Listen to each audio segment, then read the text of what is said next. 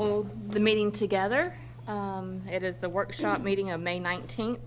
And if you would please stand, and Mr. Buddy Fowler is going to lead us in our invocation. Good morning. Let's bow our heads. Father, we're very thankful for the rain we have today. Father, we're thankful for all the blessings you bestowed upon us. We ask you to continue to guide us, Father, help bend us as a nation, bring us all together. Father, we ask that you also continue to heal those who need healing, mend those who need mending, and be with our service members that are overseas and those who are here at home. Protect them and bring them home safely. Father, we ask you also to be with us as we make our decisions today. We ask all these things in your most precious name. Amen. Thank you. And if you would join us as Mayor Pro-Tem Don Helms leads us in our pledge. I pledge allegiance to the flag of the United States of America and to the republic for which it stands, one nation, under God, indivisible, with liberty and justice for all.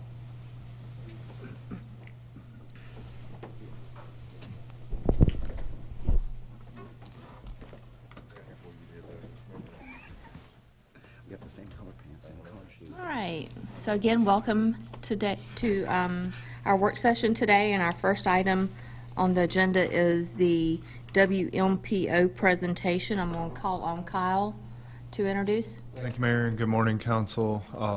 Mike Koloski, Executive Director, the Wilmington Metropolitan Planning Organization, and then Deputy Director Abby Lorenzo are here to give an update on some of their activities, specifically in regards to looking at population increases within our region. They're going to just kind of give an overview of their organization as it pertains to transportation planning for the urban area. So I'm going to turn over to Abby Lorenzo to give her presentation. This is just for informational purposes only. There's no action to be taken on anything. So thank you, Mayor. Good morning. Thank you, Kyle. Thank you, Mayor Pro-Tem, members of council, for inviting us here to provide a presentation about the Wilmington MPO. My presentation this morning, I'm going to cover what metropolitan planning organizations are, some specifics about the Wilmington Urban Area Metropolitan Planning Organization, talk about some of our federal requirements. Hold on a minute. Abby. Hold on a minute. Chris, can you Can get you the do something with speakers? the volume?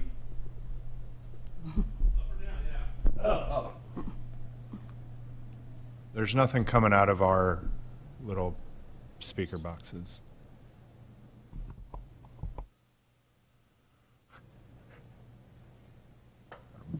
Bluetooth isn't connected.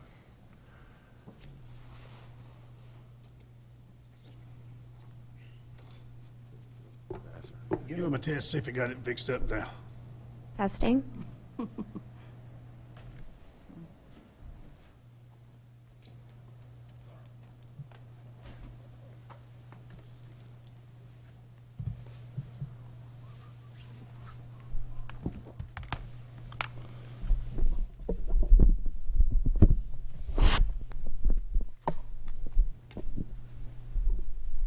Testing? That's better. Better. Okay, great. Sorry about that. So again, thank you for inviting Mike and myself here today to give you all an overview about the Wilmington Metropolitan Planning Organization. My presentation this morning, I'm going to first just give a general overview of what a metropolitan planning organization is. And then I'm going to talk some specifics about the Wilmington Urban Area Metropolitan Planning Organization. I'm going to talk about some of our federal requirements, as well as some of our other responsibilities and services that we provide to our members. And then I'm going to talk about our ongoing process of evaluating our planning area boundary, as well as our governance and structure. So a question we get a lot is, what exactly is a metropolitan planning organization? Well, it is a federally designated, federally funded transportation planning organization. MPOs were introduced as part of the Federal Highway Act of 1962. And they're required whenever a census-defined urban area meets or exceeds 50,000 in population. And really, these organizations are intended to ensure that there is a regional collaborative effort ongoing, so that current and future transportation infrastructure investments are being decided based on a 3C planning process. Those 3 Cs being a continuing, comprehensive, and cooperative process. So the Wilmington Urban Area Metropolitan Planning Organization was established in 1978 as a result of the 1970 census. Our current planning area today is just under 500 square miles. We have 10 member jurisdictions, and we serve a population of around 300,000. The organization has 12 staff members, and we are guided by a 13-member policy board that directs our policies and priorities of the organization. This is our 2023 WMPO board. Our board is comprised of an elected official from each of our member jurisdictions. The City of Wilmington has 2. We also have an elected official appointed to our board from the Board of Transportation, and let me back that up. We have an elected official who serves on the Cape Fear Public Transportation Authority Board. They're an elected official from New Hanover County, and they are appointed to our board, and as well as a Board of Transportation member who is appointed by the governor to our board. So that 13 members are shown here on your screen. So as a federal organization, designated organization, we have federal requirements. I'm going to talk more in depth on some of these more major federal requirements, but perhaps the one that sets the stage for so much of what we do is the Metropolitan Transportation Plan. We also work with NCDOT on the MPO, State Transportation Improvement Program development. We have a congestion management process and plan. We have a process for the distribution of our direct allocation of federal direct attributable funds. We assist in developing and adopting the functional classification system. And then we also assist our members with their local transportation planning needs.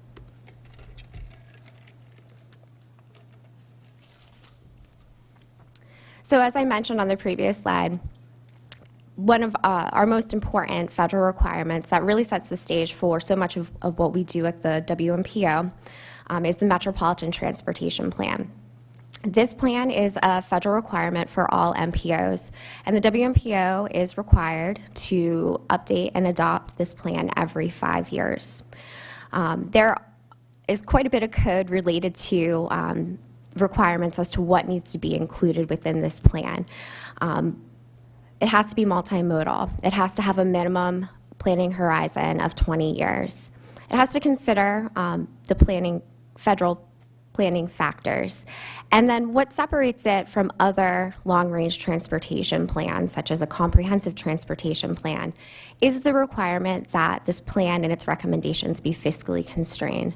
And what that means is the projects that are recommended within this plan, there's a reasonable assumption can be funded over the life of the plan. The WMPO's currently adopted Metropolitan Transportation Plan is Cape Fear Moving Forward 2045, and that was adopted back in November of 2020.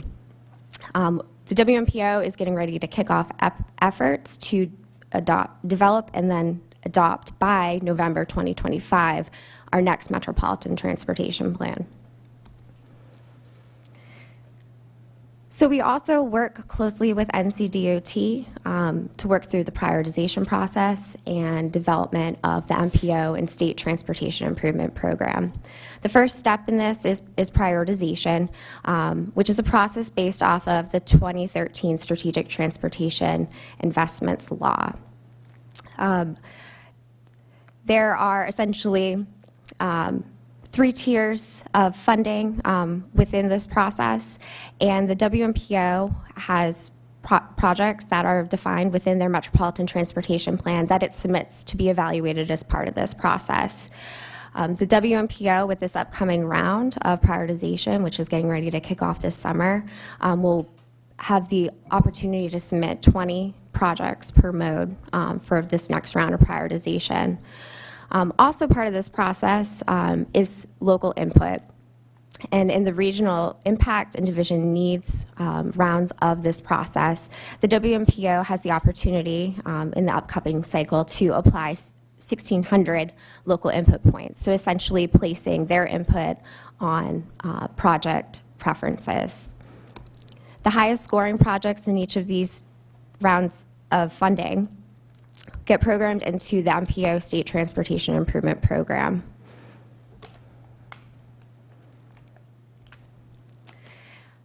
In 2012, the WMPO was designated as a transportation management area, better known as a TMA. This designation comes after an urban area meets 200,000 in population threshold. With this designation comes additional reporting requirements, and one of those reporting requirements is the development and adoption of a congestion management process and subsequent plan. The WMPO developed its congestion management process in 2013, and since then has developed monitoring reports of major travel corridors throughout the WMPO region on a biennial basis. These reports track travel time, delays, and reliability, as well as look at the suitability of our travel corridors for multimodal trips. Within this plan, our strategies for mitigating congestion and making these corridors more suitable for alternative modes of transportation. And those strategies help to inform the projects that are considered as part of the Metropolitan Transportation Plan development process. So along with additional reporting requirements that come with being designated as a TMA, the WMPO is also the direct recipient of approximately $5 million annually in federal direct attributable funds. These are Surface Transportation Block Grant, Transportation Alternatives, and Carbon Reduction Program funds. There are numerous projects that have been funded throughout the WMPO region and implemented by our local members since we began receiving these funds in 2013. Some of these project types include multi-use paths, sidewalks, pedestrian crossing facilities, signal preemption, and many others. This slide shows where the projects that were listed on the previous slide are located and distributed throughout the WMPO's planning area.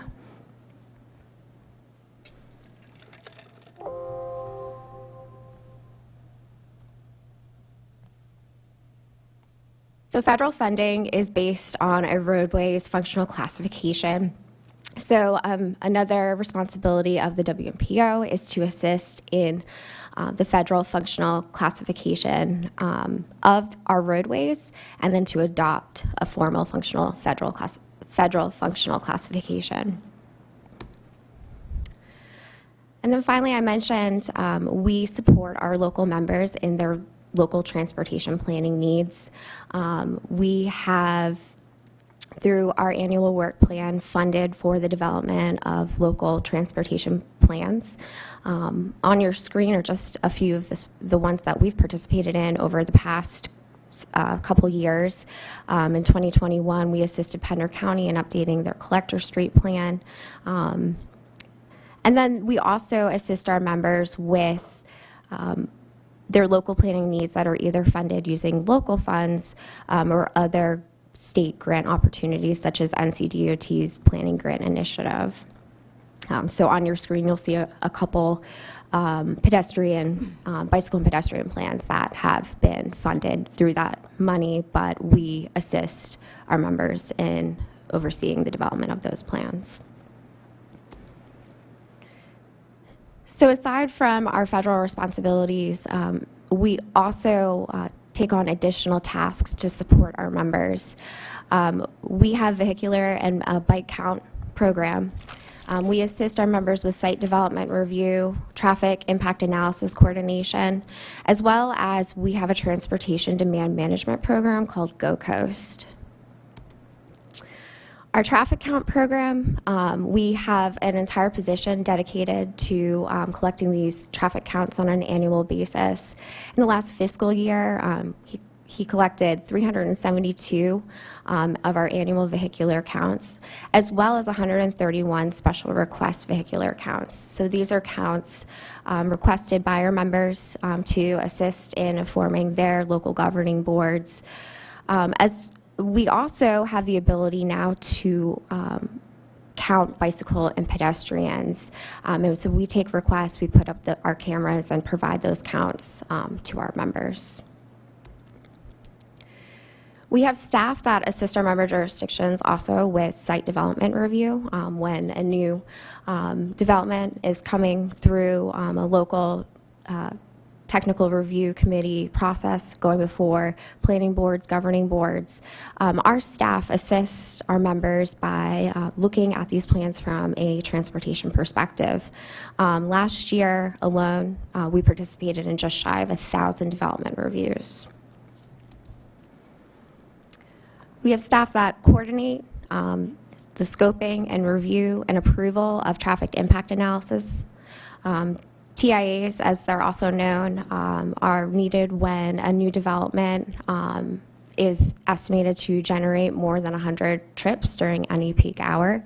Essentially, TIA analyzes this impact on the existing network and requires mitigation improvements to be made in order to bring that network back to its existing level of service.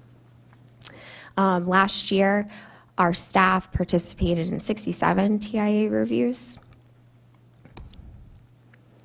And then we have a transportation demand management program called Go Coast. Transportation demand management really has two primary goals: to mitigate congestion and diversify mode choice. I often describe it as relocating the trips we take every day through time and space. So time being perhaps you work from home or you work an alternative schedule that has you driving, commuting outside of the normal commuter times. And then divert through time, space and time, diversifying your mode choice. So perhaps taking the bus if it's available, or riding your bike or walking instead of getting behind the wheel in your single occupancy vehicle passenger car. So why are we here today, and why have we been going around and making this presentation just outside of our current boundary? Well, the reason is because by federal law and state law, we're required to do so. In late 2022 and early 2023, the Census Bureau released the updated urban area population figures and geography. The federal code stipulates that after the release of these urban areas, all MPOs must reevaluate their current planning area boundary. North Carolina general statute goes on to further say that in addition to evaluating that planning area boundary, MPOs should also evaluate their structure and governance. So on the screen is a view of southeastern North Carolina. In the center, you'll see the Wilmington urban area MPO. The green represent these updated urban areas, and the red dashed lines are the current planning area boundaries. Again, in the center is the Wilmington MPO. To our north is the Jackson urban area MPO, and to our south, the Grand Strand MPO.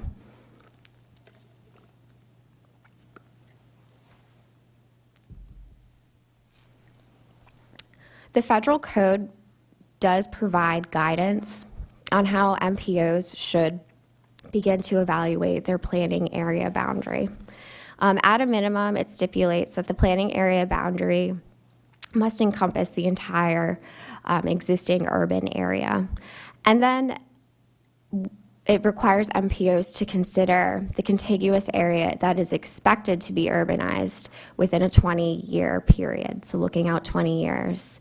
It also stipulates that boundaries can be further expanded to encompass the entire metropolitan statistical area or combined statistical area.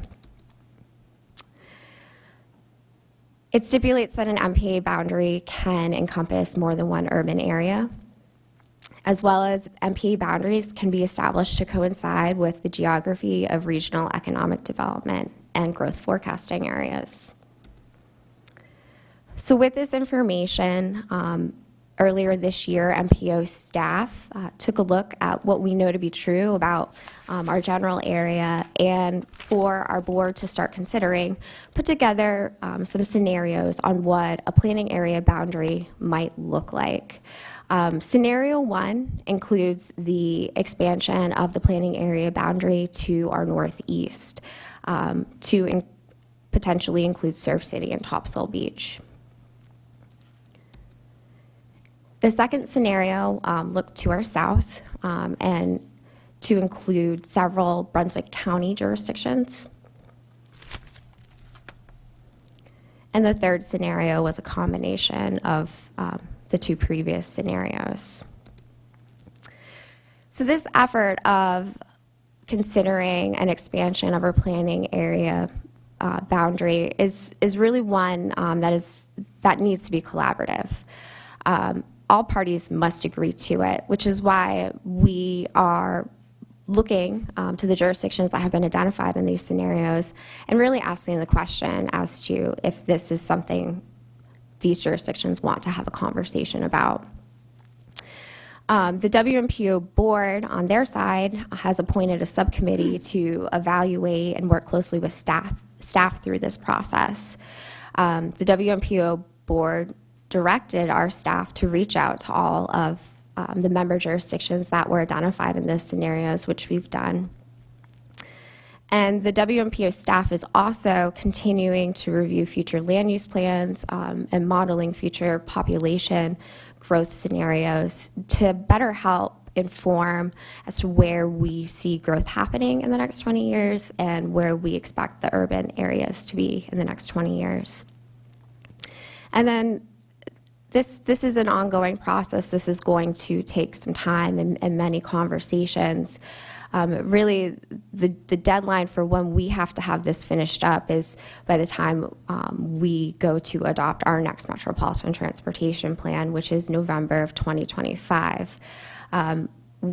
Knowing that we're about to go into a planning cycle, this is something that we don't want to wait almost 3 years to finish up. But again, this is a process. This is a lot of conversations, putting information out, answering questions, and at the end of the day, it's going to have to be an agreement amongst everyone as to whether or not our planning area boundary changes. So I'll just wrap up with, I did ask Kyle to distribute some materials at your seats. The booklet is our FY22 annual report, and several of my slides featured graphics from this report, including the direct attributable funding projects. But it also summarizes a lot of the activities and services that we provided over the past year to our members and planning partners. And then also at your seats is a one-pager that just gives a very high-level overview of a lot of the information I've just shared today. At this time, I'd be happy to answer any questions anyone might have. Anyone have any questions? We're members of the RPO, and I'm one of the representatives, and are you still? Mm-mm. Who took your place? You did. I was already on. It's just you. I'm the only representative for the RPO, and they work directly with us, and we have a representative. Looking at yours, everybody you got on your MPO is from Wilmington. So our 13-member board includes an elected official from each of our 10-member jurisdictions. So we have an elected official from Navassa, from Curie Beach, from Carolina Beach. Part of this process is evaluating the governance of the organization. But as it stands today, not all of our MPO board is from the city of Wilmington. We have 2 City of Wilmington council members who serve on our board. But there is a elected official from each of our member jurisdictions as well. Okay. What basically can you do that our RPO is not already doing? So We provide our members with many of the services that I outlined to assist with development, as well as we have planning funds on an annual basis. We assist our members with their local transportation planning needs. We receive $5 million annually federal money that is administered to our members for their local transportation project needs, such as multi-use paths, sidewalks, pedestrian crossings, bus pullouts, etc. And being part of an MPO, our Metropolitan Transportation Plan considers regional transportation project needs, as well as we, with this upcoming cycle of prioritization, are going to get up to 20 project submittals per mode to go through that process to try and score well enough to be funded for implementation. So there are a number of services that are available to our members. Okay. Okay.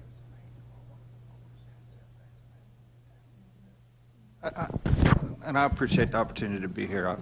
I think Abby's doing a wonderful job in her presentation. And so I would also say that we have a staff of 12 members on our team. The RPO has 1. And so it shows that we've got a number of resources available that the RPO does not have. Not that we're encouraging you to join the MPO. We're here to provide education and just materials, but I did want to point out that we have staff and resources that the RPO does not have. If we were to move forward and become a member of the MPO, would we have a voting seat on the board? Currently, we're looking at the planning area, the governance and structure. As I will say today, every member on our board has a vote. And so I would anticipate that there would be some sort of voting representation if you did move forward. Anyone else have any questions? Kyle? I'll just say that, appreciate them coming in and giving the information. And again, this is very, very preliminary. And the town did kind of go through this several years ago. Really the same thing, except for this came through the Jacksonville urban area MPO, but then found out that we did not have representation at the table to make decisions for transportation investment. So I do think that that's a very important point that was brought up, and I'll continue to work with Mike and his team to gather information and answer questions, and then eventually at some point bring forth a recommendation, shall their board want to continue to explore expansion, because from my understanding that has not even been completed at this point. So there's a couple of steps that we'll still undertake through this investigation process before we are faced with making any sort of decision. So. And if I might add, just that, this is a collaborative process. We're required by state and federal law to go through this process to look at potential boundary expansion. We're required to look at where we anticipate to be urban in the next 20 years. And so our board has authorized us to go out and have conversations to provide information. But any expansion must be mutually agreed upon between the jurisdictions and the MPO. And so, I say that to say that we can't just come in and impose ourselves and say, we want you to be part of the MPO. It's got to be a collaborative process, and if there's interest, we'd certainly look forward to working together. So, Thank you. We appreciate your time and your presentation today, and I'm sure that if we will probably be getting back with you. I'm sure there'll be lots of discussion over, which way we should move forward. So again, I appreciate you driving up in the rain today. Thank you very much.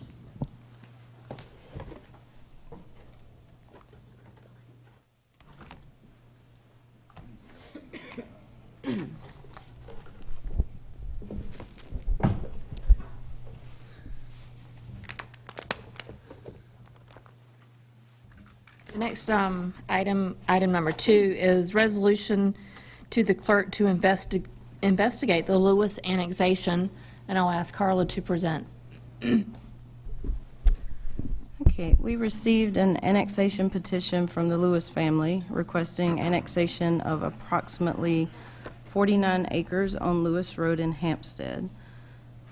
This resolution is to have the clerk investigate the petition further, so just seeking guidance if you want to have that investigated, and if so, to put on the consent agenda for June.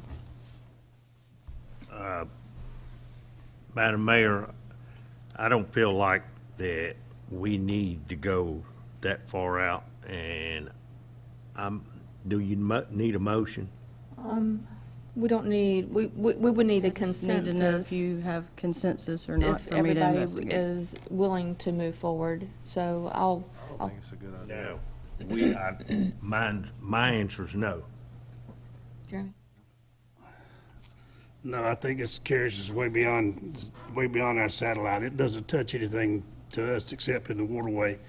And basically, we go to the middle of the waterway, and that's stretching the rubber band mighty thin to reach out and satellite annex that. So I'm against that. John? I'm a no too. Okay. Too far away. Well, so we do not have a consensus to move forward with investigation, and just so y'all know, to give you an idea where this property is, our town limits right now goes basically just out past the Dogwood Lakes area. That's where our town line basically is. This property, if you were to go a little bit further up, south on 17 to where Hilltop Road is, Sweet Point Road, you go down Sweet Point Road, it's the old Lewis Boatyard property, so it is much further than we ever anticipated on going. But there was some discussion before because their waters touched our, Surf City waters touched their waters, that there was a possibility that it could be solved. So, but I understand everybody's willing not to move forward. If this were to move forward and it were to get, pushed forward, they were not requiring police, fire, any type of water, sewer, trash, any services whatsoever. But since it was not a consensus, we will not be moving forward. Any further discussion? Okay. Moving forward, item number 3, committees and boards discussion. So, there are several boards that have expirations coming up to be fulfilled on these boards, as well as adding some members to a new board. So we're going to be going through each one of these boards that do have positions available. And I just wanted to say that the town of Surf City values our residents who are willing to serve in the community in a volunteer status. Serving on a committee or a board is an opportunity with our local government and to help shape decisions and policies that can affect our town for future generations. Boards and committees advise the town council on a wide variety of subjects by making recommendations on policy matters and other topics as requested by council. The mission's responsibility and time commitments for each committee vary. Joining a Surf City board or committee is a commitment one should not take lightly. Members should expect to attend all meetings as well as participate in activities or events associated with their committee or board. Lastly, joining a board or committee is a commitment to represent this organization in a positive, supportive manner at all times and in all places. Always act for the good of your organization. Madam Mayor, if I may, just procedurally, if you recall when we filled the council vacancy, we went through the procedure we were going to follow at the beginning. Yes, sir. I just want to remind everyone what we did last time. We started with the written ballot, and you have ballots in front of you. Everyone has to sign that ballot. In the written ballot method, the mayor cannot break a tie. So what we did last time is we went, if the first 2 ballot rounds ended up in a tie, we then switched over to the motion and vote method. Someone makes a motion to appoint someone, and then there's an actual vote. In that method, the mayor can vote to break a tie. And I want to remind everyone, just as we did in the vacancy, in order to be appointed, you must get a majority vote of the council, which by my math, and I'm not very good at it, is at least 3 votes. So if you don't get 3 votes, that would not be an appointment for that person when we just keep going. However many rounds you want to go until we switch over, if we need to the motion and vote method. Does anybody have any questions about that procedure? Okay. And I will remind you that under North Carolina law, you are required to sign the bottom of your ballots. So we'll start today with Planning Board, which has, how many? We'll be voting for 5 today. We all have those already. Yes, you have that ballot. So you'll highlight the 5 names.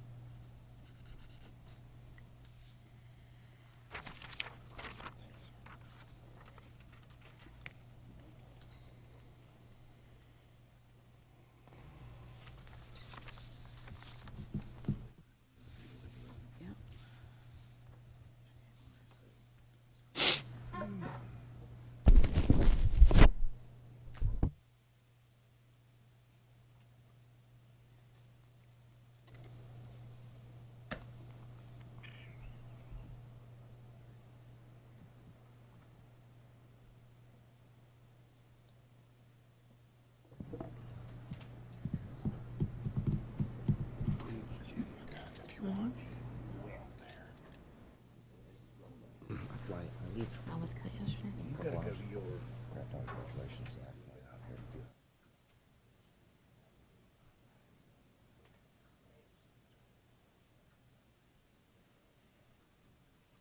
Sunday morning, probably back to go to yours. I didn't say probably. No, I said I'm leaving early in the morning to be at yours. Nothing down there. Yeah, for sure. Never easy, Madam Mayor. The first round of ballots, Ms. Sally Edens got 5, is that correct? Mr. Larry Bartholomew got 4. I'm sorry, Mr. Bartholomew got 5. Mr. Wheatley got 4. So those 3 were the highest vote getters, which were a majority and over a majority. However, Mr. Cox, Mr. Arthur, and Mr. Ellis all received 3 ballots each. I mean, excuse me, 3 votes each, and that would be 6, and we only have 5 openings. So we can send the ballots back out with those 3 and see if that yields a majority. I've never seen this happen before. In other words, if we've got a majority on, obviously the first 3 had more than a majority. These other 3 have a majority. So we'll send the ballots back out with those 3 and see how that tallies out.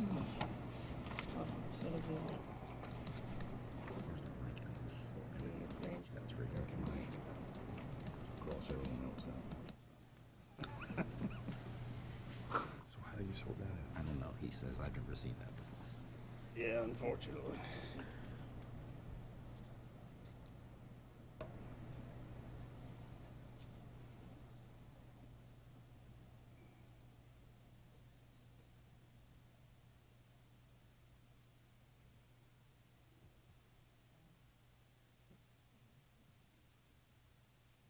We can just pass our ballots back out just so we can check the ones that we wanted to, those three that we wanted to put one on or two on. They're gonna write them on the ballot and send them to us, I reckon. Basically, we're voting for one. You're voting for two. Two? Okay. Okay.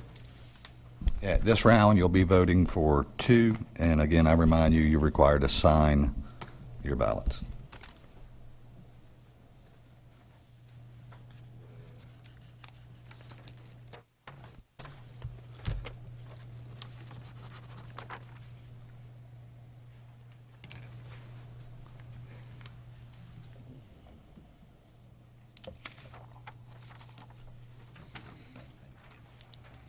Looking over your shoulder, I'm not gonna, Yeah, that's all right. like when I go under.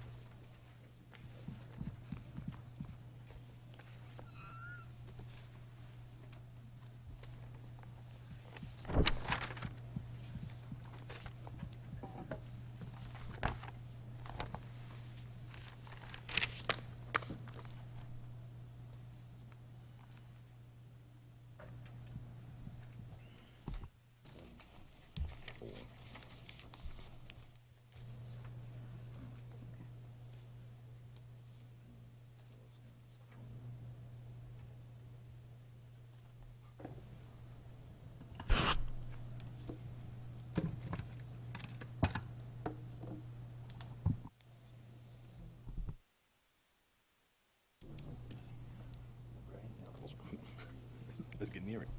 She's in her master's program. No. No. She know me, don't you? My son's ain't liberal. All right, Madam Mayor, pleased to announce in the second round, Mr. Arthur received 5 votes, and Mr. Ellis received 3, and Mr. Cox received 2. So Mr. Arthur and Mr. Ellis would be appointed to the planning board. Yeah. And on behalf of the town, we thank everyone who submitted their application. Right. Thank you. Okay, next we will be moving forward to which board? Board of Adjustments, which should be easy because there are 4 openings on the Board of Adjustments. And all 4 of those that are on the ballot currently sit on the Board of Adjustment. It's just their terms are expiring.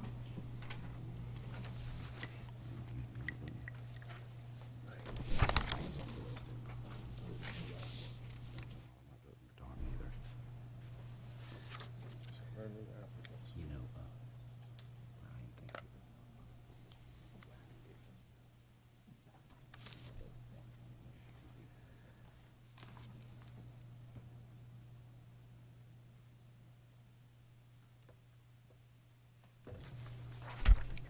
Oh, we can sign it. Jeez, we can sign it. Yeah, Brian would be whacking me in the head.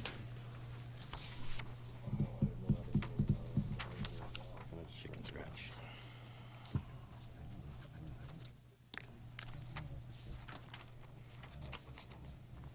Big Ben.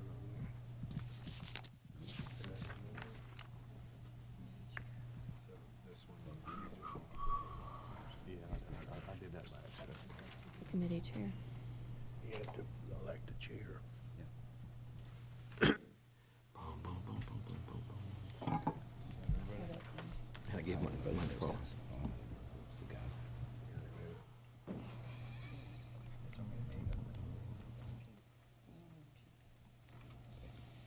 Oh, geez.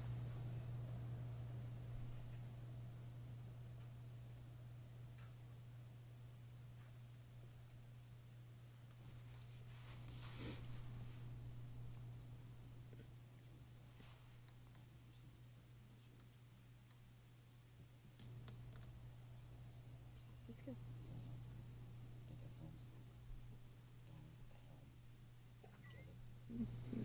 Yeah, I mean,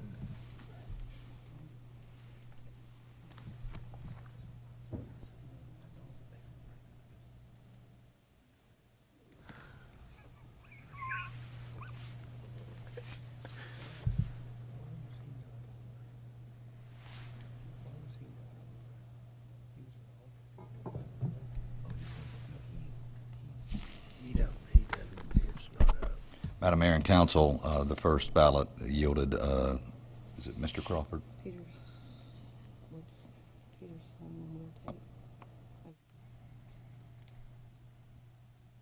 I'll go with the ones that received the majority first. Mr. Sloan and Mr. Tate both received 5 votes.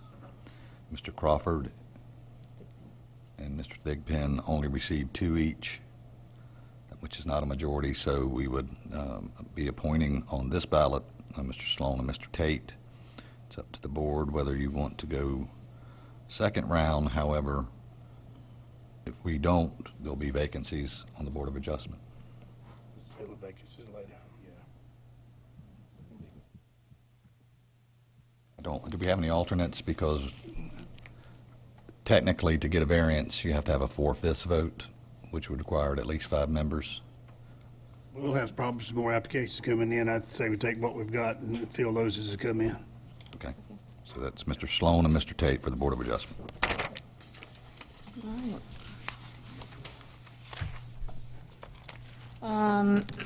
Next up is Parks and Rec. And there are currently, say, 4 openings on the Parks and Rec.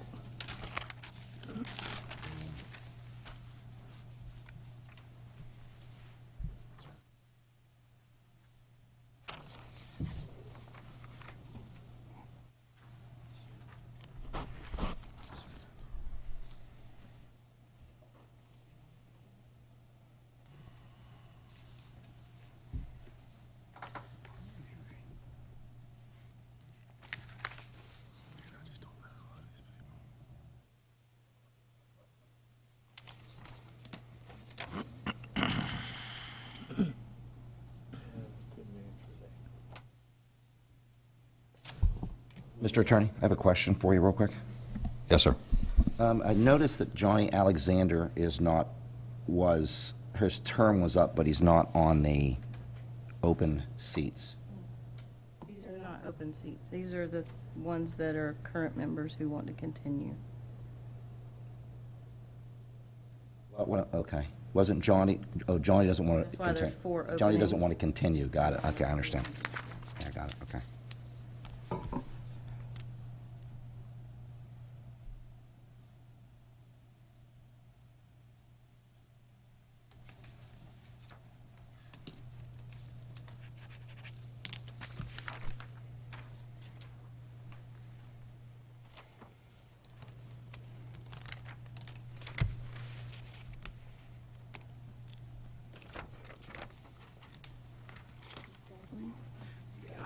With that. And here, Don, I'll fill it out for you. You sign it? Yes. I'll fill. It's nice. Gotta follow your heart. Gotta follow your heart. He's all stressed out. Who cares, man? You just pick what you think, okay? Yeah, no, just go with what you know, man. That's right, man. That's what it is, man.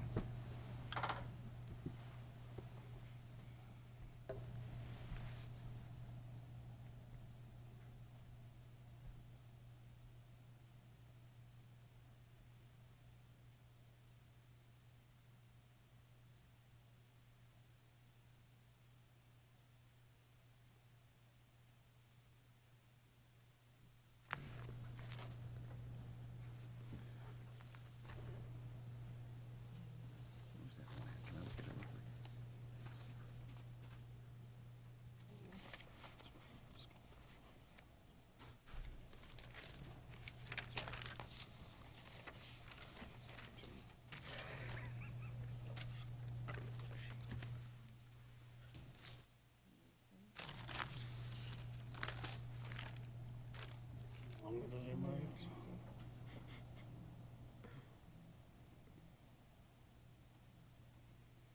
But you and I will be quicker. Madam Mayor and Council, we've tallied this ballot, and I apologize if I get any of these names incorrect. Ms. Lutjens received 5 votes. Mr. Tormala received 5 votes. Mr. Tonio received 3 votes, and Ms. Hawley received 5 votes. Those 5 would be appointed. I can read out the votes for the rest, but no one else received a majority if you'd like, but those. That's fine. Okay. Thank you. All right, thank you. 2 more. Which one now? This is the new committee. Promotions, Special Events and Tourism, which was a new committee that was formed at our last council meeting. And it will have 8 positions.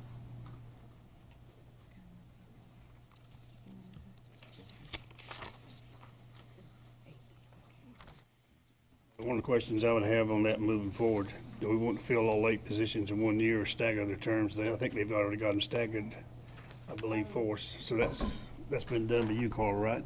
If, my suggestion was just taking whichever ones are chosen and the date received, their application, and do it in that order, and stagger them 2, 2, and 3. Fair, yeah, okay.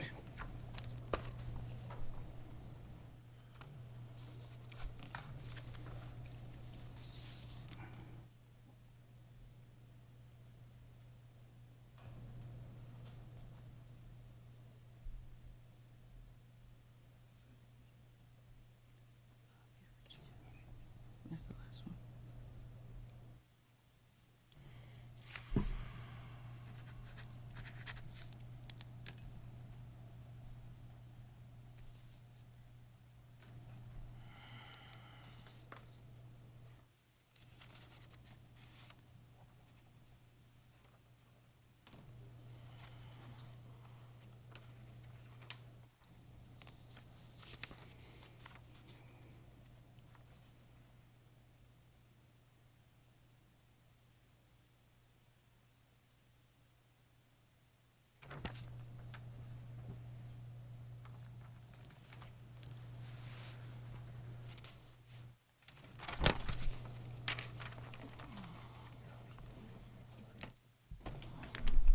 He's got 1 more to get, or 2 more to get.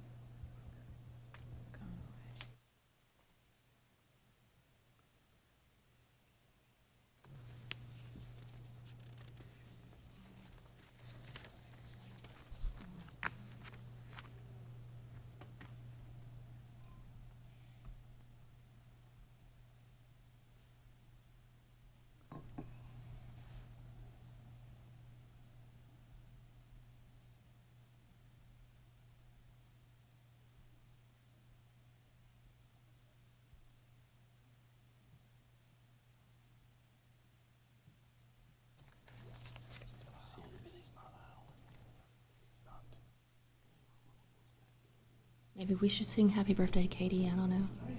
Today? Yesterday. Oh. Your birthday yesterday? Well, we can do a belated birthday. My age. It was Alicia's birthday this month, too. Yeah. I understand all that. I just have a problem with just same day? Her son. I'm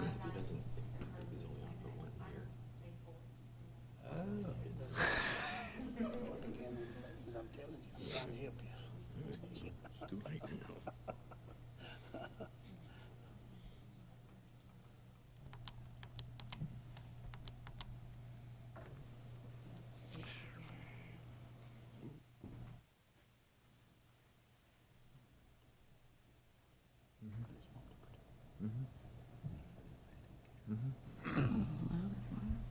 You always care. You have to.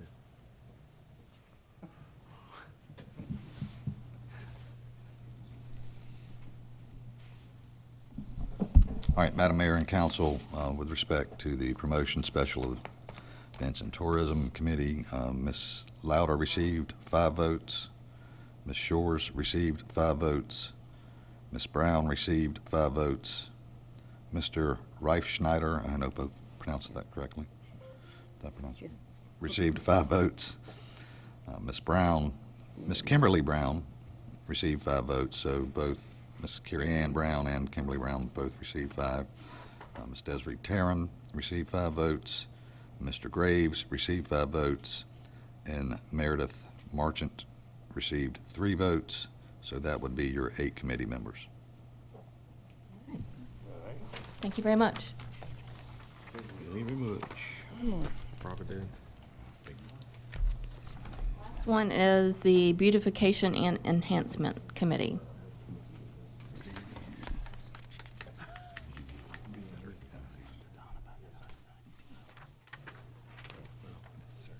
Thank you.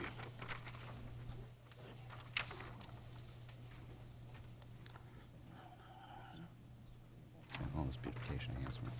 We got 4. We've only got 4 people here. Yes, folks. All as hard as I thought it was going to be. We have 3 openings. You scared me. That one thing me to curveball, though. 4 openings. 4 openings. Yeah. 4 Oh, openings. I You got have 4 the wrong people. one. I have the wrong one because you're the designated. On the match game. Dum, dum, dum, dum, dum. Yes, folks. All. That's right. Yes, sir.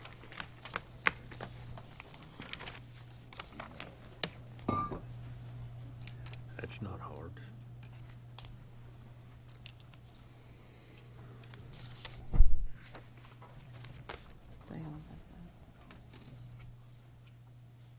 Madam Mayor and Council, for the Beautification and Enhancement Committee, all 4 nominees received 5 votes each. So that would be Ms. Monroe, Mr. Hill, Mr. Louder, and Ms. Perez. All appointed. Thank you. Again, thank you for all those who have sent in their applications. We look forward to working with you on a volunteer basis, and we'll go from there. So next on the item, moving forward, is item number 4, the East Coast Greenway, and I'll call on Amy to present.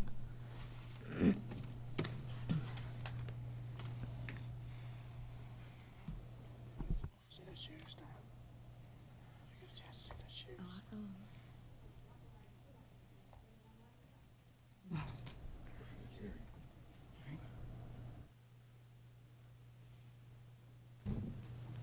Good morning. Good morning. Morning. Hopefully y'all can hear me okay. I'll try to speak louder because I know I don't always do very good at that. What? Right? I'm trying so hard. Only kidding. How'd you do it? You left me wide open there. All right. So the East Coast Greenway feasibility study. This morning, I want to present the NC 210 East Coast Greenway feasibility study for adoption by the Town Council. The NC 210 corridor in Pender County is a critical missing link in the regional greenway network and is the proposed corridor for gap segments of the Mountain to Sea Trail and the East Coast Greenway. The Cape Fear COG led the study while McAdams provided the final study documents.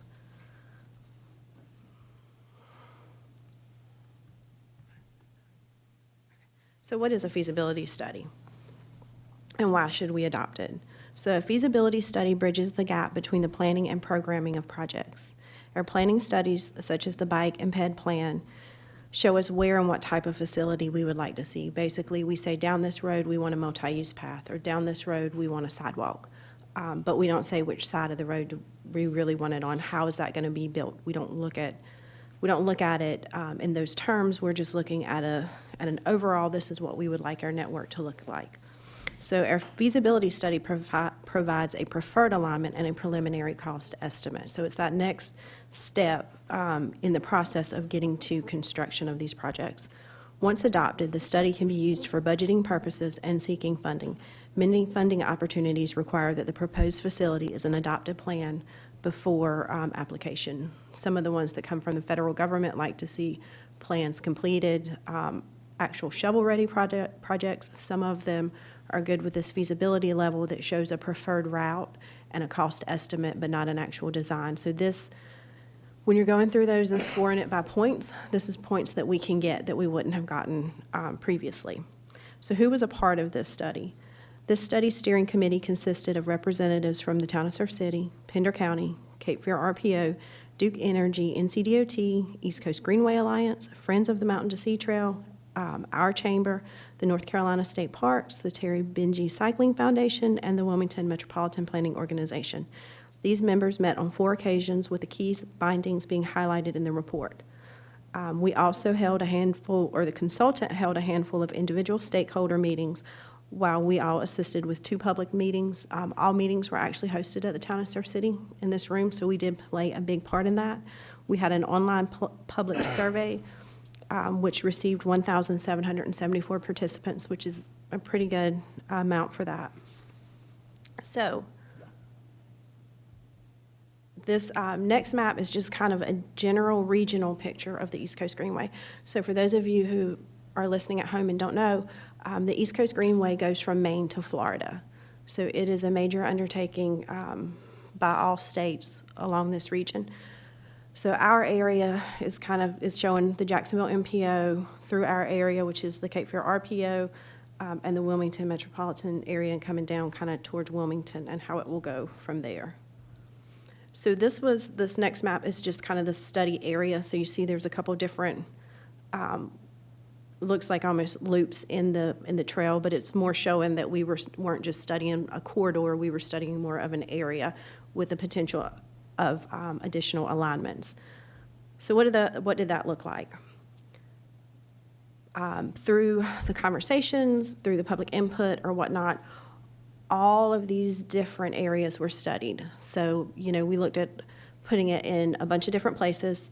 This actual study area is from the Onslow County line to Country Club in Hampstead. So it does, encompass area outside of us. But the engineering, or the engineering firm did cost estimates and looked at all of this. So then how do we get to a preferred route? Because we have, 20 different routes here. How do we get to that preferred route? So we looked at the cost, the property impacts, the environmental impacts, the community priorities, the desired connectivity, the traffic impacts, the implementation timeframe, the accessibility, and then the placemaking and user experience. From all of that, we created a matrix that graded these different routes and came up with our final product. So the recommendation of this study is shown before you today. There is some mention in there. So one of the things that the town had kind of discussed in the past also is adding like a spur trail that goes through the park, or come down Little Kinston and going through the park up to Coretta. So that, even though the preferred trail is shown here, some of the areas that we mentioned, alternatives, are listed in this plan. So even though it's not shown here, the plan does support that. So if we wanted to go for funding for a trail through the park versus, widening the trail down Roland, then we could do that. This plan would support it. So this is just kind of a quick cut sheet of what was provided. So this takes that whole plan and condenses it down into what I would need to submit, for a grant report. So we had cut sheet segments. So we have 3 segments in the town of Surf City. On those, we are giving a planning level cost estimate for each of those segments. And that's what we would use if we were budgeting anything or if we were requesting funding. A lot of our funding is anywhere from a 50% to a 20% match. So that's where we would determine these numbers from. And then each one of these segments have just a closer view showing you, where everything would go. So one of the things, like on this one, we show the Surf City alternative route. Instead of going down North Topsail Drive, we would go down North Shore Drive. And like I say, each of the segments, there is a cut sheet for it. I put hours in here just to kind of show you so you could get that closer up view. And obviously, once we get to segment 3, there are sections that would be the county's responsibility, and there's sections that would be the town's responsibility.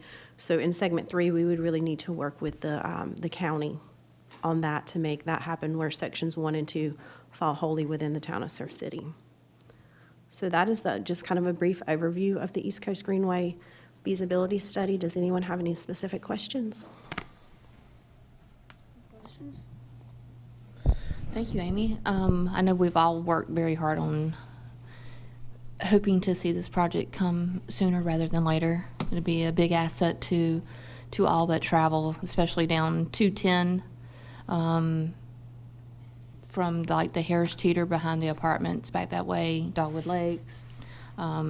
Just trying to get down 210 on a bike is very dangerous.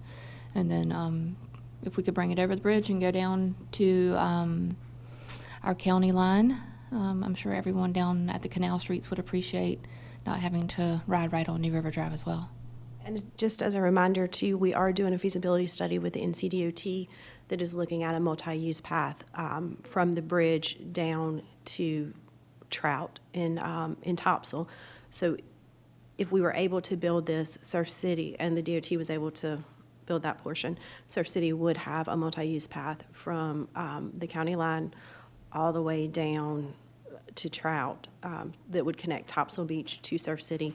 And obviously, just because this plan ends at the county line based on the boundaries that were set, we could still, go to the Surf City line. It's not, it would not have to end at the county line. So I want the canals to know that we are including them even though they're not in this plan. What was the total cost again? Sorry. A lot. So segment 3, the total About cost. 15 million, I think, is. Yeah, it was around 15 million. So when we did it, we looked at segment 3 and broke out kind of like, here's the county's responsibility and here's our responsibility. We also utilized, when looking at that, they did here's the base cost at 2023, and they did a cost estimate at 2028. When Kyle and I looked at this recently, we utilized the 2028 cost, which shows for that inflation in there, just because there's no way that I can get a project funded, designed, and under construction in 2023. So 15 is our portion? 15 million? 15-ish, yes, sir. Thank you. And hopefully we'll be able to get grants and things to offset that. Hopefully. Lottery tickets. Not all at one time. Oh, no. Done in no. segments, Gosh, no. John. Segments. Yes, sir. Segments. We could, it's just the resources would need to be provided, but. I have one quick follow-up question. It's a little bit more broad. I think I understood this correctly. You said the Greenway, in the grand scheme of things, is from Maine to Florida. Yes, sir. But I also heard you mention the mountain to sea. Is that like a spur off of this main So the Mountain to deal, Sea or- Trail is a North Carolina trail, where the East Coast Greenway Alliance is a national. So the Mountain to Sea Trail would tie into us during a section. So right now, the Mountain to Sea Trail is designated across the bridge, so with the East Coast Greenway. So it'd be just like NC 50 and 210, they run together for a little bit, and then they spur off. So the Mountain to Sea Trail would spur off and go to the mountains, where the East Coast Greenway would go to Florida. And that's what, really makes this area unique, is that you do have two major designated trails through the East Coast Greenway and Mountains to Sea Trail really converging in Surf City. So. Okay. All right. If there's no other questions, we'll move forward to Amy staying put and leading us in the Topsail. Yes? Madam Mayor, just if we can just get a consensus to move this for a potential adoption for June, please. I'll make a motion. Consensus. Just need a Just consensus. Sorry.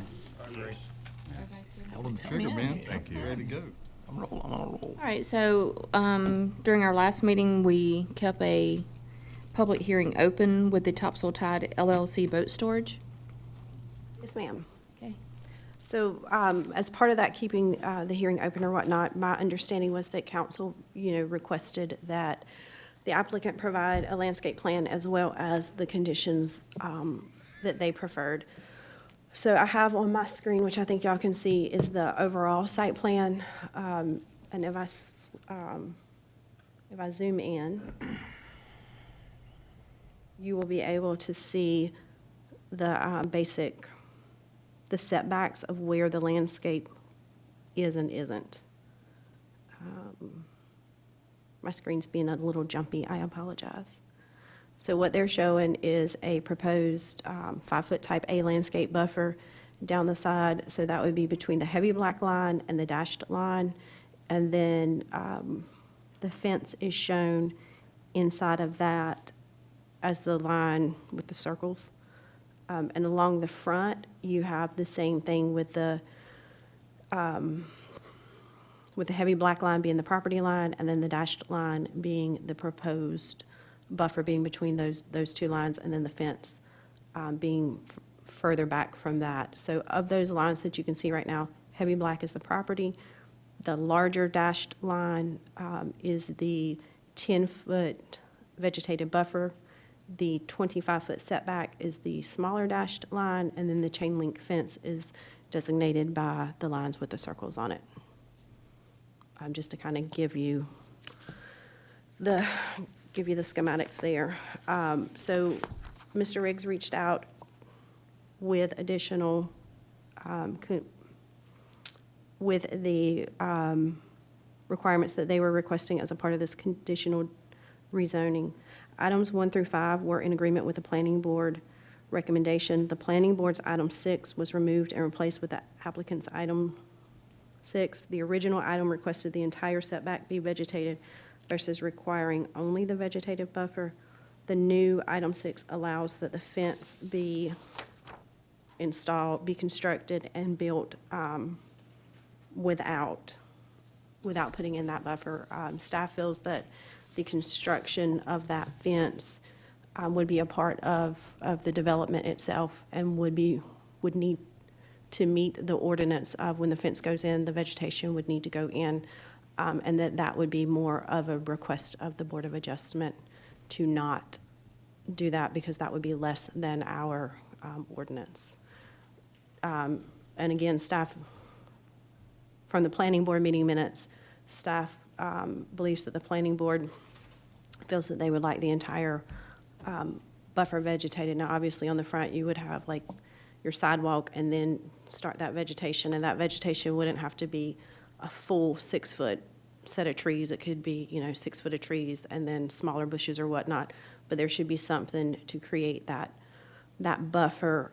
The ordinance states that commercial uses are only relevant in this area if they are well integrated into the surroundings, and the planning board did not feel like it would be well integrated with that smaller buffer.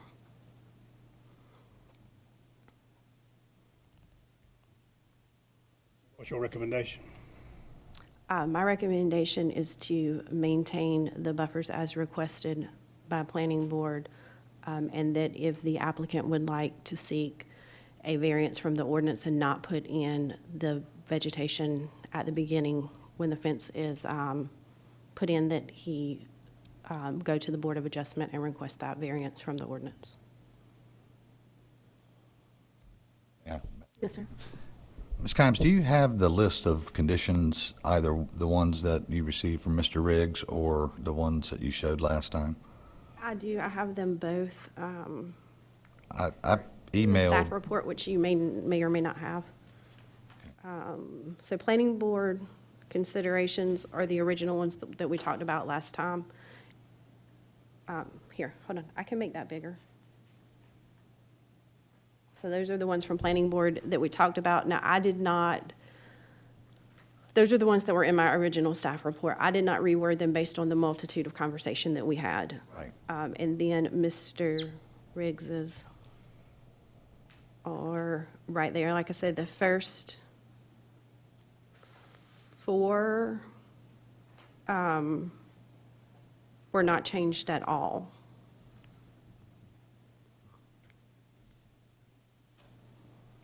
Staff's in agreement.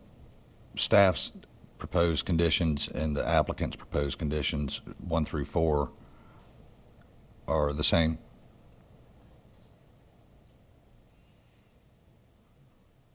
It's like deja vu. All over again. Yes, so they kept, or actually 1 through 5. My number 6, or planning board's number 6 was vegetation buffer along NC 210 should be 25 feet wide. Each side vegetative buffer shall be 10 feet wide. They removed that one and added the one regarding the fence being exempt from needing to have the vegetation until that phase becomes active with a 6-year sunset. So to staff's report, condition 6, that, because we talked about this last time, the 25-foot wide, Is that the normal code requirement? There's a 10-foot required buffer on the front and a 5-foot along the sides. I remember council discussing that at length the last. Planning board's requesting, so the 25-foot is the building setback. So they're requesting that that all be vegetated through there. The fence can be in there, the sidewalk can be in there, but it would need to be vegetated through there. That's not the code, that's their recommendation or whatever they Yes, felt the is code is- needed because for whatever reason, that's what they thought. The code is, requires a 10-foot buffer. Based on the comp plan, they felt that the 10-foot buffer didn't integrate that into, so there was a big conversation about whether or not this should even be zoned that there. The concern was that it's putting a commercial use that goes deep into what would be two potential residential tracts. So their thought was that if, in order to integrate it, you basically kind of hide it better so that it's not really noticeable. And that's why they requested the thicker buffers.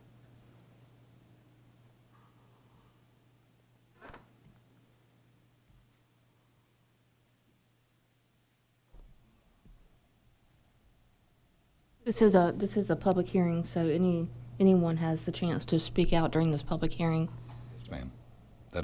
That's correct. Amy, just to clarify though, if the code is 10-foot buffer, why? The code is on the 10 front. Okay, Yes, it's 10-foot buffer. right. And is that vegetated? Yes, sir. So there's a 10-foot vegetated buffer and a 25-foot building setback. Okay, so the planning board's proposed condition is 2.5 times the vegetated buffer required by code.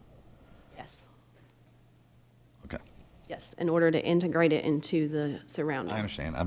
That's what they were discussing Yes. last time. I want to make sure I'm not losing. Your math is correct. Madam Mayor, looks like Mr. Riggs wants to. I'm with that. You're welcome to borrow mine. We can just trade it back and forth. All right. Charles Riggs, 502 New Bridge Street, Jacksonville. I did not bring a landscape plan any more than what we had before, because I think that we didn't need the plan. It was my understanding that we had to clarify the proposed conditions, was my understanding from the last meeting. And in our discussion, we feel like that this use is integrated within the neighborhood because it provides a use that the adjoining subdivisions don't allow. Okay, they don't allow parking of boats and open air storage of any type on the lot. So this provides a need that needs to be satisfied. We felt like the planning board was imposing the vegetation along the front on 210. We felt like that was excessive. I mean, we're already required to have the caliber of trees 6 foot high to provide screening. So there's no need to increase it from 10 feet to 25 feet. Okay, but we discussed that last time. We felt like that was sufficient to handle that screening on that side. And then, of course, we have the screening on the side property lines. Our question that we wanted to clarify at the last meeting was the phasing, that we wanted to do this in 4 phases. He wanted to build the fence all the way around the property in order to maintain security.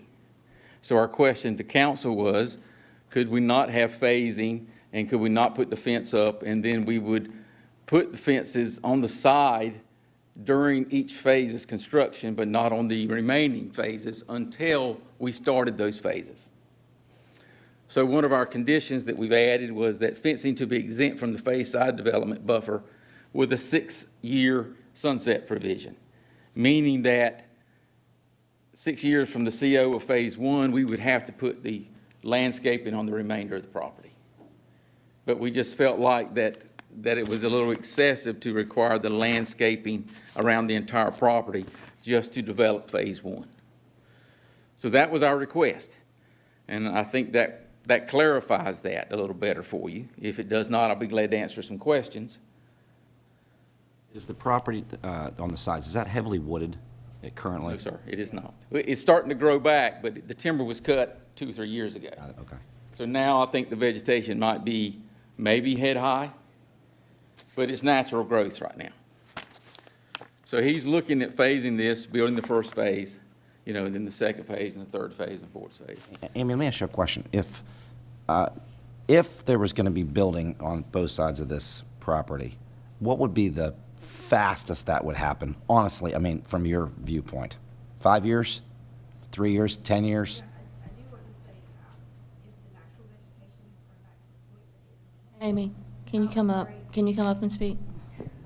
I'll bring this over here. Or Charles, maybe you should just stay over there with Amy. Here. Stay there with Amy, don't hurt you. I see Charles.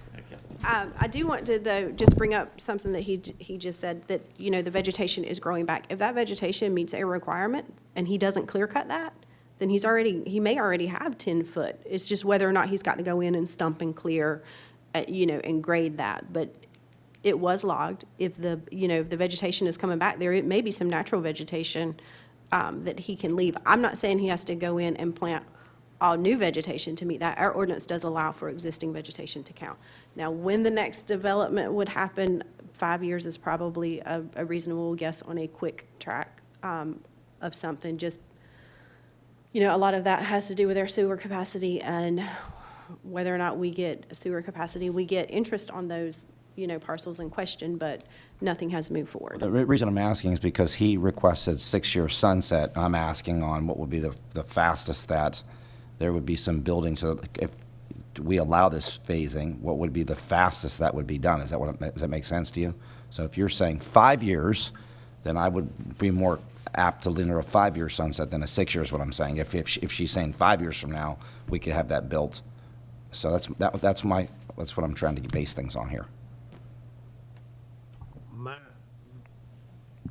My thing is that if we use the 5 years or the 6 years, we got to protect these developments that are going in. And if we want to phase it, that's fine, as long as we protect the people that's going to be, if they come in and put developments on two sides of this, we've got to protect those people to where they have buffers there. So if you're sitting in your backyard, you're not looking at a boat storage all the time or looking straight at a fence and there's no buffer there. And if we don't protect them, nobody's going to. Sit down, Charles, and talk. Well, no, I have to stand up when I'm talking. Well, let me say that I don't believe Mr. Ellis would object to a sunset rule, but add to that, if the projects beside us are developed but within that year, he would put that vegetation in at that time. So if, let's say, for example, the property to the west gets developed in 3 years, well, at that point, that vegetation needs to be there. I think that's reasonable. Well, as long as we get it in writing, I don't like this handshake thing, because It'll be a written condition. it's got to be it's got to be. I promise you. It's got to be written. So with that, we do not object to that being a revised condition, that we would, at the time the property, and I don't know how you'd word that, whether it be a CO of the construction or approval of the plan or whatever. Maybe the certificate of occupancy for the development next door. I think that's, well, personally, too far along, Okay, because they're up out of the ground at that point, getting ready to move in. okay, building permit. I would defer to staff, maybe final plat approval. Mr. Attorney, if council was so inclined to consider a condition like that, I had written out 5 years or at time of development through either a final plat recordation or building permit, whichever comes sooner. That way, if it's a single site project and it doesn't rely on a final plat, Satisfactory. Okay. Yeah. the site plan could be done. Yeah, that works. Okay. I think CO's too late, my point. Oh, yeah, CO, yeah, sure. I was just throwing out some. Coming down the road. So the applicant would agree to 5 years and that, Yes, sir. or final plat or building, that's, Whoever comes first. okay. Mr. Riggs, I note that in the applicant's proposed condition 4, it reads, fencing shall be hidden behind the landscape buffer. How do you reconcile that with your proposed 6, fencing to be exempt from the phase side vegetative buffer? I think 6 would override that, but that can be reworded to say that the fencing about subject to condition 6, something like that? Okay. Now, with respect to condition 6, if the council's inclined to look at that, when you say exempt, it could be read to say you don't have to do anything regardless of the phased construction until one of these triggering things happen. But if I understood you correctly at last month's meeting, your intention is to, as the phase is built, to plant the buffer. That's correct. So with the applicant, I'm going to yield to your wording on that. well, I just want to make sure we're clear on that because exempt is different than phased. And, you know, I'm not trying to nitpick this, but as Mr. Helms pointed out, this is important. So, does staff have any concerns about phased? This is what will trigger buffer planning around the fencing. If the phased construction inside is built, Yeah, so or there's a real- final so- plat or a building permit. once we approve this, all he's doing is putting down stone. So there's really not a certificate of occupancy or an additional permit that is required We're talking about the adjacent properties. for the adjacent properties. Yeah. But I'm saying for his phasing, there's nothing to, he doesn't have to come to me other than for the buildings really to get any additional phasing documents. So making sure that that is tied, that he's actually letting us know You would that he's getting ready amend your to zoning- start. Amend the zoning approval for it as each phase comes forward. You still would need to issue a zoning permit for that. Okay. And then that would trigger the obligation to plant that phase. Mr. Riggs, do you have any comment on that? Because that was your intention all along. Correct. Okay. Yes, sir. I believe we can work with that language to make it clear enough for both the applicant and the staff. Can I ask a quick question? I just want to make sure I understood what just happened there. So basically, we're just trying to figure out, make sure we got something that defines what triggers the next phase on the inside so that we know when to trigger the phase to plant the vegetation on the outside. So the phase on the inside, if he does the work on the inside, it triggers the next phase and the plantings have to go on the outside. What we're trying to figure out is if something happens on the outside and nothing has happened on the inside, when do we put the plants on the outside? I thought we'd already talked about that. Upon final plat approval or that's- issuance of yeah. a building permit. Outside. Yes, I that's think the what we just outside. talked about then was what triggers the inside. So we've got to figure out what triggers, what denotes phase When- 2 has begun. When the applicant wants to expand the use of the boat and RV storage beyond the footprint of what is identified on the plan as phase 1, right, Mr. Riggs? Then that is going to trigger the requirements set forth if that becomes sooner than external development. So phase 1 is laid out on the plan that's been submitted to council. So that gives a specific area in which Mr. Ellis is authorized to do the site improvements, the gravel, whatever it is for boat and RV storage. The second that he wants to expand beyond phase 1, he's going to be required to come and talk to Amy to submit that site plan for phase 2 to make sure it meets all the ordinance requirements. And if it does, then landscaping and planting will occur before, we sign off on phase 2. Because if he starts leasing area in phase 2 without those buffers being installed, then that becomes a zoning violation. And that's when, the town would get involved with it. Mr. Reeves, that sounded correct. That sounded like what we were saying. I just wanted to clarify that. I just want to clarify, the phases were discussed with the planning board before they came to us. The phases were discussed and the planning board was adamant that the plantings go in without, at the beginning and not per phase. But it was brought up. We can ascertain the linear footage of each phase based on the plan submitted, right? Yes. And so so we're clear on that point. The planting would be the footage of the fence in front of that phase. Phase lines are indicated on the plan. I have a question. At the last meeting that we had, I sort of remember that he said that he was going to fence in the total property before he started anything. So we're not doing that now? We're only fencing it up to phases? We're still fencing the entire property. We're only planting in the phase that Planting. is active. Okay, because I remember that the whole property was going to be fenced in, and that was a, And here are the phases. okay, sorry. Like if this one's built, then the vegetation would go there. If this one's built. So it's a vegetate, okay, thank you. This is Sorry. a public hearing. Is there anyone else that would like to speak? Just the last issue, Madam Mayor. The only other unresolved issue is the 25-foot buffer, landscape buffer versus 10-foot buffer presently required by the code. You don't agree with, the applicant does not agree with the planning board's proposed 25 feet. That's correct. I believe we removed that 25-foot in our conditions that we were using. You're proposing to do that, but they're the ones that got to. Well, I mean, in our Yes, sir. conditions, we removed it, Gotcha. yes.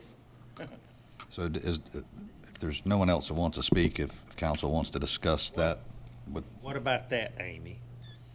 The planning board was adamant that the 25-foot is what made this integrated and made it work with the comprehensive land use plan. Can I ask a question? All right. So this, I want to back up a little bit, make sure I'm following this correctly. This land was zoned originally what? So this land was in the county, and it came in and was zoned R10, which is residential use only. Applicant applied for a special use? So you Applied to can, rezone. this hearing today is for a conditional district rezoning. So we still at the beginning then? We've not crossed over something being approved? We're still in the beginning of getting all this No, stuff? right now, all he could do would be put residential housing out there. All right. So this is what is allowing it, This allows the boat storage. They don't have to come back to get a special use permit. because it would be a C3 conditional district, which allows for that special use permit. All right. And C3 is what we're trying to zone, or what the request is zone this to? C3 conditional district. We don't want to go with a wholesale C3 because then I could put a Walmart there. And the buffer requirement as is now for a C3 conditional is Is the 10, the 10 foot. is the 10 foot across the front and the 5 foot. Specifically for a storage use, your ordinance specifies and separates out this type of use and gives definitive standards that an applicant has to meet, which is the 10-foot 10-foot mature evergreen. stuff. Yes. And the conditional district rezoning allows for conditions above and beyond Yeah. if council feels that's what it takes to put that use in there. And it was our opinion that the 10-foot, 6-foot high caliber screening was sufficient to screen the property. I think that's my opinion too. Is the sidewalk included in that 10-foot? The sidewalk will be included within the 25-foot front setback. Not the vegetative buffer. It would be separate from the sidewalk, yeah.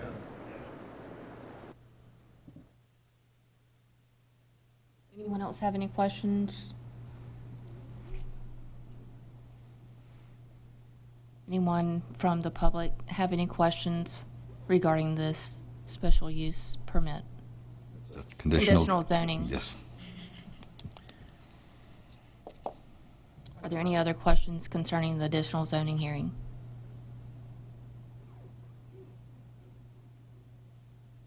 If not, can I have Motion to close the public motion hearing. to close the public I hearing? make a motion, we close the public hearing. I'll second it. All those in favor say aye. That thing's been All open those a long opposed, time. the same sign. Motion to close public hearing passed. It's been open a long time, man. So at this time, we will go as, for a recommendation on how to move forward with the conditions on the property. Madam Mayor, if I may, and Amy, can you get the conditions back up? Scroll down a little bit. I'm trying to keep it from jumping because it's very jumpy today. So I apologize for being so slow. So these are the ones that Mr. Riggs had submitted. Okay, so we're clear, 1 through 4 are identical to staff's recommendation. 1 through 5 Okay, all right. are, So what we're proposing, or what we've discussed, Madam Mayor, is to qualify condition 4 at the beginning of that statement by inserting the phrase, subject to condition 6, comma, fencing shall be hidden behind the landscape buffer. And then in condition 6, it would be, the vegetative buffer shall be constructed in phases. And we'll define phases as, like, as Kyle stated about the expansion of the existing use after phase 1, or upon final plat approval of adjacent property for development, or upon the issuance of a building permit on adjacent property for development, and in any event, no more than 5 years after approval. Whichever comes sooner. Right. Yeah. And then the only remaining issue is how you want to handle the planning board's 25-foot vegetative buffer recommendation versus the applicant's request to stay with the code's 10-foot vegetative buffer.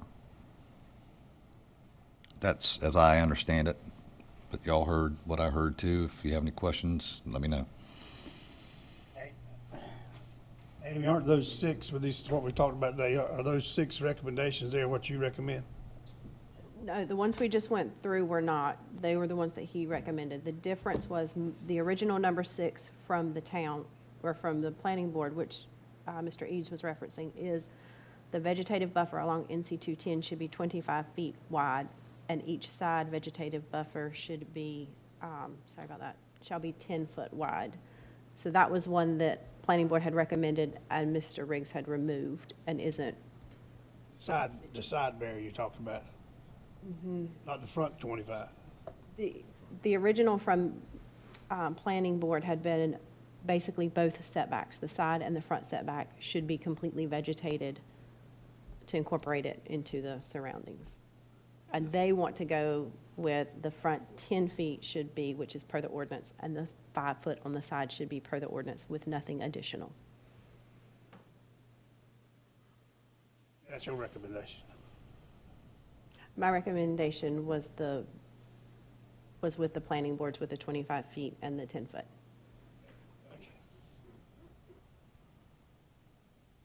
Any other discussion concerning the vegetation? I got one question for Charles. Do you have a, if we stay with the 10 foot on the sides, can you live with that? Rather than the 5, Yes. keeping the 10 on the front, the 10. 10 on the back, on the sides. I'm only talking about 10 on the sides right now. I don't believe that the width of it's going to make a difference in the number of plants or the distance between the plants along the side. So are you asking just to make it a deeper landscape or an increased I'm landscape? saying change it, you're wanting to change it from 10 to 5, what the planning board had. Can you leave it at 10 and And the density would remain the same? The density of the landscaping? I mean, you know, when the town created the landscape plan, if you put just trees there, if you put something in front of it, in between these trees, to make it a little bit denser, do you have it's just a, I mean, the ordinance states we will create a screen. right. The property will be screened. I mean, that's per ordinance, whether that's. whether Mr. we have to Ellis, make that- you're gonna have to come to the mic. Sorry, You're gonna come up here. sorry. Well, let me say the town's ordinance, you know, y'all set the standards with commercial use with 5 foot on the side and 10 foot on the front. And that ordinance is regarding storage specifically. So I mean, it is So I mean, definitely. y'all've already written. set your standard Yeah, for that is that. the standard. And it does say we will have to screen the property, which we will do. And we can do that with 5 feet. So we feel like that 5 feet, as required by the ordinance, is sufficient to handle the screening of the project. We're It's just, rezoned. Sir? It's rezoned. Yes. Well, The Or just- reason,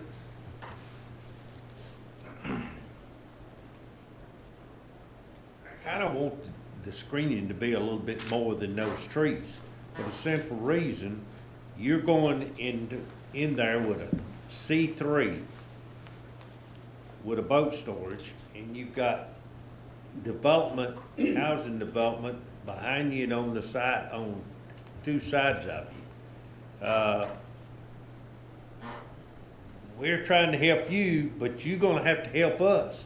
Yes, sir. And I don't asking think the- the trees are gonna do you need something between the trees to kinda help with that buffer. I guess my question would be, if you feel that the ordinance in place doesn't properly screen the property, then why is the ordinance in place as it is? I guess would be Because my you're question. going into a residential development with a C3.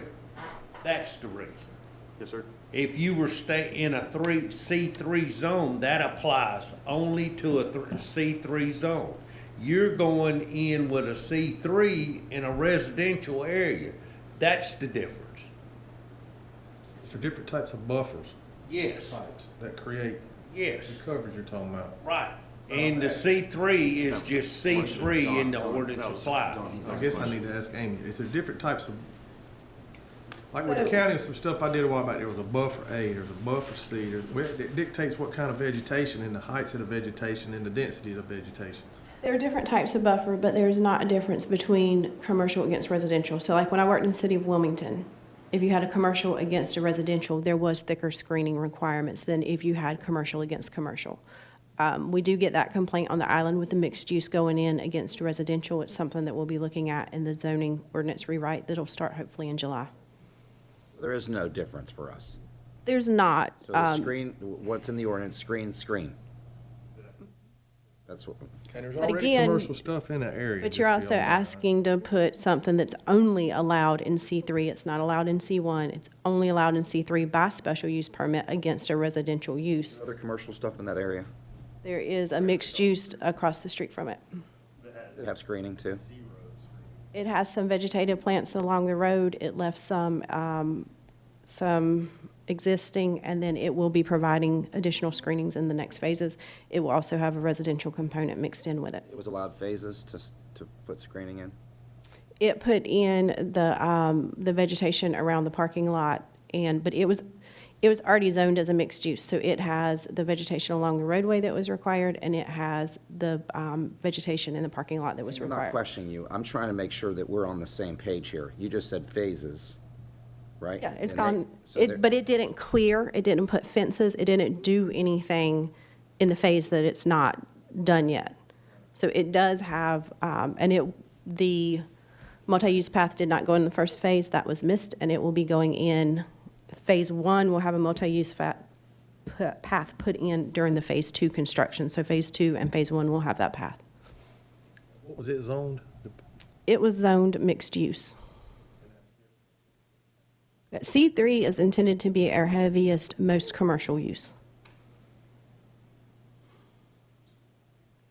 Planning board's snag was they felt like it was too visible, so Planning it sounds board, like to me they were trying to create a denser vegetation than necessarily in their mind, a deeper set of vegetation would create a more dense vegetation, is what it sounds like. so when you read through the comprehensive land use plan for this area, it says examples of undesired uses is commercial development where not appropriately integrated into the surrounding residential development. So their thought process was that unless this is hidden well, it's not really integrated into and should not be there at all. So in an effort to work with the applicant, they added the additional buffering. Otherwise, they did not agree that it should be rezoned for that use. So the reason the people across the street don't have a thick buffer is because it's multi-use? Is that the? It's multi-use, and that also was rezoned prior to this and prior to me, so I don't really know the background on that one. Because they really don't have much. Madam Mayor, I apologize. But there's also a very specific standard for storage uses as opposed to the retail use across the street. not judging either development based on the landscaping, but that's where the ordinance comes in with the evergreen hedge, because the town, when they developed that ordinance, felt that things like storage should be like completely screened, as opposed to like a retail where you have a sporadic trees, or, you know, like the landscaping in our building, you know, we didn't put up an evergreen hedge to block the view of it. Yeah. See the building. Yeah. We're just asking to follow the ordinances in place.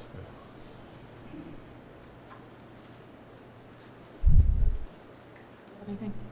Yeah, I think the question that's in front of us, since all of it's basically residential, and we're working through a rezoning, do we want to rezone it and uphold the planning board and the planning board as well as our planning department's recommendation, or do we do not want to rezone it? If we rezone it, then we need to hold take a recommendation from the planning board and our planning department and apply them and rezone it, put it in between two residential districts, or we can keep it as it is. That's the questions that we have before us.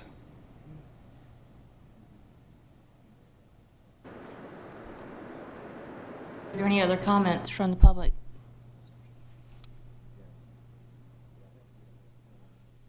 Can I have a recommendation? We have closed the public hearing. We did close it, so have a recommendation from council to how to move forward? There were a motion to, you can obviously, a motion to approve accepting the planning board's conditions as stated, or a motion to approve with the 5 conditions identified by the planning board and the modifications of conditions 4 and condition 6 that we discussed about the timing of the installation of the vegetative buffer, and then a decision on whether you're going with 25 and 10 on the vegetative buffer or something less than that. Does that make sense? Can we go with the one you just discussed? That's the one I would like the recommendation, approve it, but go with the 1 through, Amy, raise that up, please. 1 through, I'm getting there. 1 through 4, or 1 through 5, and 6 have the stipulations that you recommended, Mr. Lawyer. Right. Well, my recommendations were based on the discussion about the timing of the installation of the vegetative buffer. You know, it's in this order, whichever comes first. Phases. Phasing, or the final plat approval or issuance of a building permit on the adjacent property, or within 5 years, whichever comes first. That still leaves open the question of the width of the vegetative buffer, 25 versus 10, 10 versus 5. All right, that's the question. The vegetation of the buffer. Let's make a decision. The vegetation of the buffer, the depth of the buffer. The width. The width. The width. Oh, it'd actually be the depth, because you're looking at it from the road back 25 25 feet. is what the planning board recommended. Mr. Ellis is asking for 10.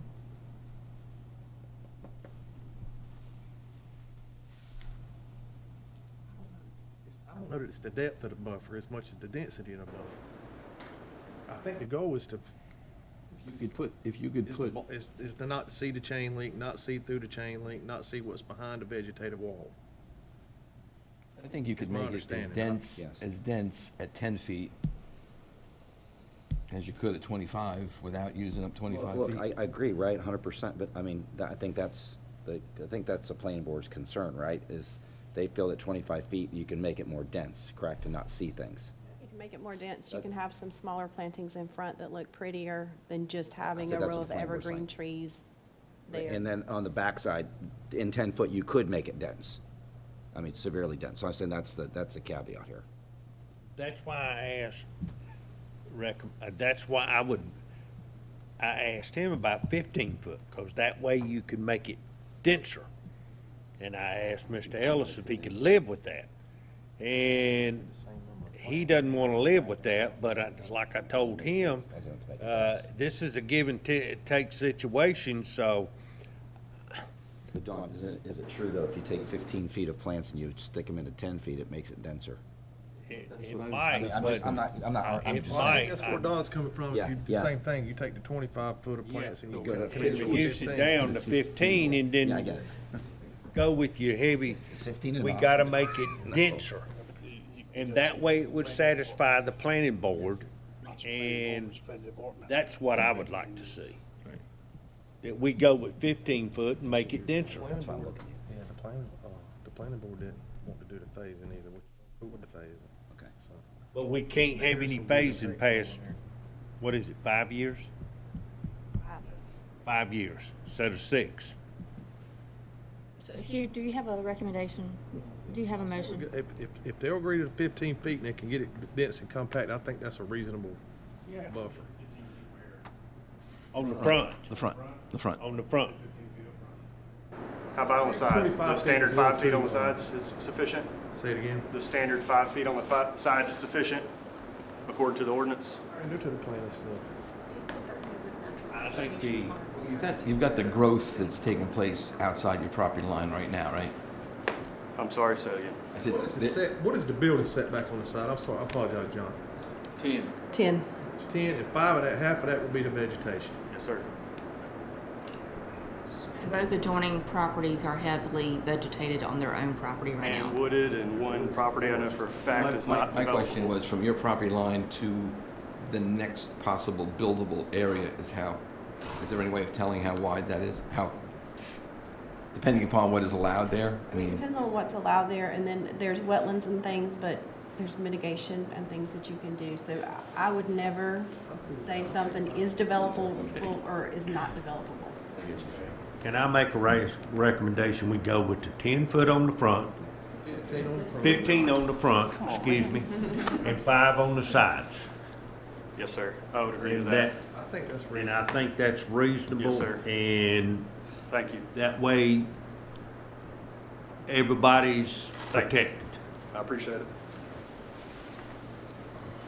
Mr. Lawyer, that's up to you to, So 15 and 15 on the front, 5 on the sides. But they got the 15 on the front, it's gotta be heavy vegetated. Yes, sir. In other words, you gotta block it. Yes, sir. So my number 6 would now read vegetative buffer along NC 210 should be 15 feet wide. Each side vegetative buffer shall be 5 feet wide. And then you would have the revised number 4, and his number 6 is now number 7. 4 is going to say subject, yeah, exactly, subject to condition 7 below. Yes, and then I'm working on 7 now. You're going to send me your 5.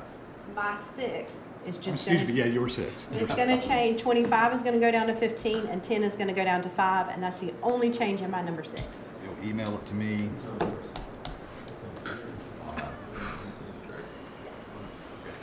I'd like to make a motion. We approve it. We approve based on these last conditions. Yeah, let me take a stab at it. We make a motion, is the motion to approve with the conditions of 1, 2, and 3 as stated by the planning board. Condition 4 will be subject to a new condition 7. Condition 6 will be reduced from 25 on the front to 15, and 10 on the sides to 5. And then condition 7 will provide for the installation of the vegetative buffer in phases, provided, however, in the event there is a final plat approval or building permit issued for the adjacent properties, they will have to install it all at that time. If they don't, and then the catch-all will be in the event they don't go forward with the phasing, nor the adjacent properties get the final plat approval or a building permit, the applicant shall, within 5 years of the date of approval, install all of the legislative buffer. So 5 years from today. Yes. You can make it his motion since he started. Okay, go ahead. The motion. That would be That's my motion. That's my motion. That, I made the original motion, that's my motion. you better second it. I'll You second that second. motion. I'll arm wrestle you. for All the those in first. favor say aye. All those opposed, same sign. Motion carries. Maybe to sleep. Another restroom break. Good Lord. Save a seat for me, sir. Okay, we will move forward. Item number 6, does anyone need to take a break? Okay, He does. 5-minute break. Yes, I do. We gotta get this thing moving, man. I don't need her father. Charles.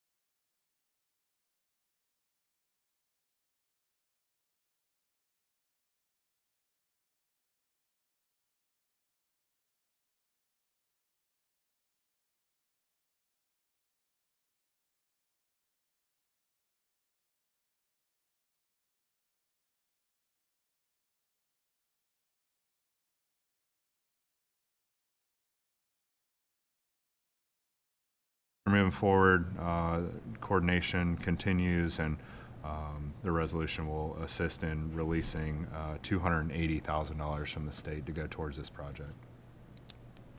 You need a motion or Yes. approval? I make a motion that we approve it. Second. All those in favor to approve, say aye. Aye. All those opposed, same sign. Motion to adopt the resolution for the NCDOT funding South Shore Stormwater Project has passed. Thank you, Mayor. Any other comments from anyone? If not, can I have a motion to adjourn? I make a motion, we adjourn. I'll second it. I'll just say the weather is going to clear up. We do have Bridge Jam tomorrow for, everybody here already knows about that, but we'll be honoring Mr. Elvin Carl Paget as well as Miss Esther Faye Batts for our bridge tender recognition tomorrow, and that'll be beginning at 12 o'clock and it'll go till 5 o'clock. All right, thank you. So we had a motion and a second. All those in favor say aye. Aye. Opposed, same sign. We are adjourned. Awesome.